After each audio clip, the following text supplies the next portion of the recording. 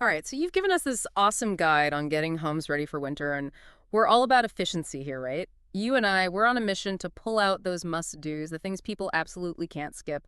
No time for 100 fussy steps. But here's the thing that struck me. It's not just tea about being cozy inside when it's freezing out there, is I it? got it. It's about protecting what's probably your biggest investment to your home. Winterizing, done right, it's like insurance against costly damage. You know, those horror stories about burst pipes. Nobody wants that. Makes sense. So we're talking peace of mind, not just cranking the heat up and hoping for the best. Now, the guide really hungs in on attic insulation right off the bat, almost like it's the unsung hero of winterizing. What's the deal with that? It's all about physics, really. Heat rises, right? Your attic, if it's not properly insulated, it's like a giant open window letting all that warmth escape.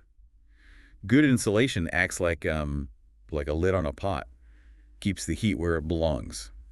Downstairs, keep you comfy. So it's about making the heating system work smarter, not harder. And speaking of smarter, there's this R value thing mentioned for insulation. Higher is better, sure, but what's that actually mean for my wallet when the heating bill shows up? Okay, so imagine R value as the thickness of a winter coat, but for your house. Higher R value equals a thicker, warmer coat. And that means less energy wasted trying to fight the cold, which equals. More money staying in my pocket. Yeah, yeah. Now, this is kind of fun. The guide mentions using a candle to find drafts, like actually playing detective around the house. It's a classic for a reason.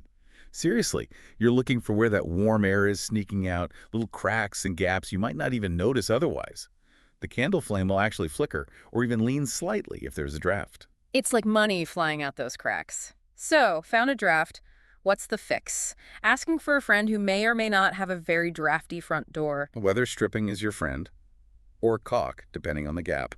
Easy stuff to pick up at any hardware store. Hmm. Not only will it make your friend's house cozier, it helps with the heating bill. And bonus, Mm. keeps critters from deciding to come inside for winter too. Speaking of things you don't want inside, let's talk about the dryer vent. The guide stresses a deep clean before winter. Why is that so important beyond just, regular maintenance? Winter, you're washing heavier stuff, running the dryer more, right? Now imagine that vent's all clogged with lint. It's like trying to run a marathon, breathing through a straw. Dryer works harder, uses more energy, and guess what? That means a higher electricity bill for you. Okay, so inefficiency adds up. I hadn't really thought about it that way. But it's not just the cost. The guide also mentions a higher fire risk with a clogged dryer vent, right? Definitely. All that lint trapped in there, it's essentially kindling, just waiting for a spark. Hmm. Especially when the dryer's working overtime in the winter, that's a recipe for disaster. A clean vent, on the other hand, well, that's peace of mind. And speaking of safety, let's talk smoke and carbon monoxide detectors. That seems kind of like a given, but is there a specific winter angle here? Right, like it's not just the usual check them twice a year thing. Yeah. Think about it. Your heating system is running more. You might have a fireplace going, maybe some candles for that cozy vibe. All that means a higher risk of, well, things going wrong. You want those detectors to be on their A game. They're like the silent guardians of our winter slumber. Now, while we're on the topic of keeping things running smoothly, let's talk about those HVAC filters. The guide really seems to hammer home the importance of a fresh filter for winter. What's the deal with that? Just like with your dryer vent, a clean HVAC filter helps your entire system run efficiently. A dirty filter, it's like trying to breathe through a clogged up nose. Forces the system to work harder, which means higher energy bills for you. And nobody wants that. Not to mention the potential for a breakdown at the worst possible time. Exactly. Midwinter, furnace goes kaput, all because of a dirty filter. No thank you. So a little preventative maintenance can go a long way. What's wild is how these seemingly small things, a clean filter, a sealed window, they all add up to a cozier, safer, and cheaper winter. It's all connected, and it all comes down to understanding how your home works, especially when it's battling those frigid temperatures outside. It's like we're piecing together this puzzle of a perfectly winterized home. And the next piece, well, it's about preventing those oh no moments like burst pipes. That's a homeowner's nightmare. Nobody wants to deal with that mess, Mhm. and it's more common than you might think. And here's the thing, it's not just about pipes in the basement, which is what I think a lot of people assume. Yeah, I always thought basement pipes were the main culprits. They're definitely vulnerable, but any exposed pipe that's susceptible to freezing, that's where the risk is. Okay, so think beyond the basement. How do we know which pipes need that extra TLC? Channel your inner detective.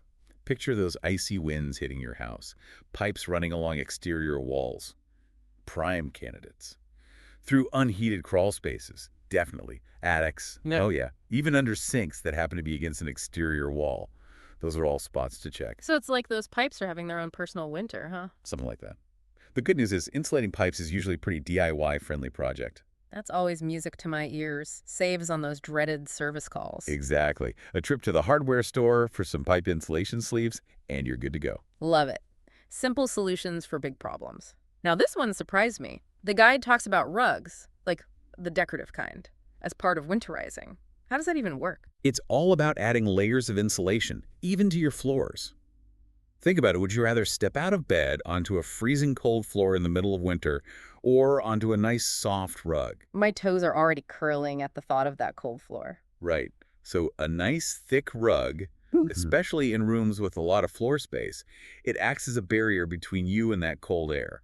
Plus, it can actually help distribute heat more evenly throughout a room. So not just about comfort underfoot, it actually impacts the overall temperature. Subtle, but it makes a difference. It's like dressing your house in layers, just like you would dress yourself for the cold. Love that analogy. Speaking of layering up, let's move from the cozy indoors to the not-so-cozy outdoors. The guide gets pretty serious about cleaning gutters, even if you've got those gutter guards installed. Is that really necessary? It's all about preventing ice dams, which can be a huge icky headache for homeowners. Ice dams. Those sound intimidating. What exactly is we talking about here? So picture this, it snows, then it melts a bit during the day, but the water hits a blockage in your gutters, usually leaves and gunk that's accumulated. Yeah. That water freezes, blocks more water from draining, and pretty soon you've got this giant ice dam on your roof. And that, my friend, is bad news. Sounds like a recipe for disaster.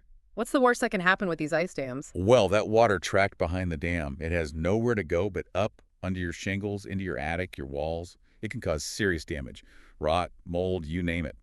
Cleaning your gutters might seem like a drag, but trust me, it's a small price to pay compared to dealing with water damage. Duly noted. Prevention is key. And speaking of simple preventative measures, the guide is very specific about shutting off those outdoor water sources before winter hits. Sounds like a no-brainer, but what's the big deal even if you think you've drained all the water out? Water expands when it freezes, right? Even a tiny bit left in a hose or faucet can freeze, expand, and boom, burst pipe. Not the kind of boom we're going for with our winter wonderland. Definitely not. So yeah, shut off those valves, disconnect those hoses, and give those outdoor pipes a well-deserved break for the winter. All right, we're shutting it down. Now, I'm intrigued by this next section in the guide. It's like we're leveling up our winterizing game, going beyond the basics, and it all starts with our windows, which honestly I kind of take for granted. Windows are sneaky. They can be major culprits when it comes to heat loss, especially if you've got older single-paned windows. But even newer windows can benefit from a little TLC to make sure they're sealed up tight. So even if my windows aren't ancient, they might still need some attention. What should I be looking for? Start with a simple draft check. Feel around the edges of the frame, especially on a windy day. If you feel cold air coming in, you've got a leak. Weather stripping or caulk can usually seal those up. You can also find window insulation film at most hardware stores, which is basically like a clear plastic film you stick on the inside of your windows for an extra layer of insulation. I've seen those kits. They seem pretty user-friendly. They are. And they can make a surprisingly big difference in both your comfort and your heating bills. If you're looking for a more permanent solution, upgrading to energy-efficient windows is something to consider. Double or triple paned windows with those gas fills between the panes, those are like the gold standard for insulation. That's an investment, but I guess it pays for itself in the long run, right? Exactly. You're essentially wrapping your home in a cozy blanket of energy efficiency. Saves you money, keeps you comfortable. It's a win-win. And with that, I think we've covered pretty much everything from your guide, attic to basement, inside and out. We've tackled those must-dos for getting your home ready for whatever winter throws at it. But there's one last thing the guide stresses, and it's about being prepared before the storm hits. They're really big on stocking up on supplies now. Stock up now. Yeah, that makes sense. Get ahead of the game before those blizzards hit and everyone's scrambling for the last snow shovel. So besides the obvious stuff, warm clothes, a good shovel, what else does the guide say we should have on hand?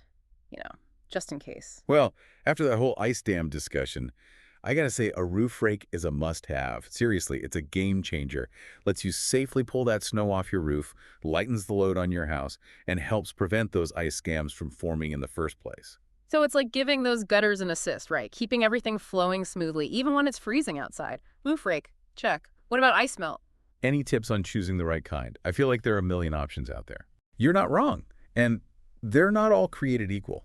Some types can be, well, not so friendly to your pets or plants. So yeah, definitely worth doing a little research. Find one that's safe for your furry friends, your landscaping. There are even some eco-friendly options these days, which is cool. Always a plus. Okay, so we're being mindful of our surroundings. What else? Any other surprise must-haves from the winterizing toolkit? This one, you're going to laugh. A soft bristled brush. A brush. What, for the snow? Like instead of an ice scraper? Yep. The guide swears by it. Apparently, it's way faster than scraping and much gentler on your car's paint job. Plus, no more freezing your fingers off trying to chip away at that rock-solid ice. I mean, I haven't tried it personally, but hey, Yeah. anything to make those frigid mornings a little less painful. Right. Sign me up. I am sold on that one. Well, this has been quite the deep dive, wouldn't you say? I mean, we've covered it all, from sealing up those tiny cracks to battling those monstrous ice dams, and even discover the magic of a soft, bristled brush along the way. It's amazing how much goes into making sure our homes are those cozy havens we crave when the temperatures plummet. It's all connected, isn't it? Ah, And it all yeah. comes back to understanding how our homes work, Mhm. especially when they're up against those harsh winter elements. A little preparation, a little know-how, and we can all ride out those winter months in comfort and style and with a lot less stress. Kind of said it better myself. So, to all our listeners out there, as you're unpacking those cozy sweaters and fuzzy socks, remember to show your house a little love too. It'll definitely thank you for it when those winter winds start to howl. Until next time, stay warm, stay curious, and may your homes be your sanctuaries all winter long.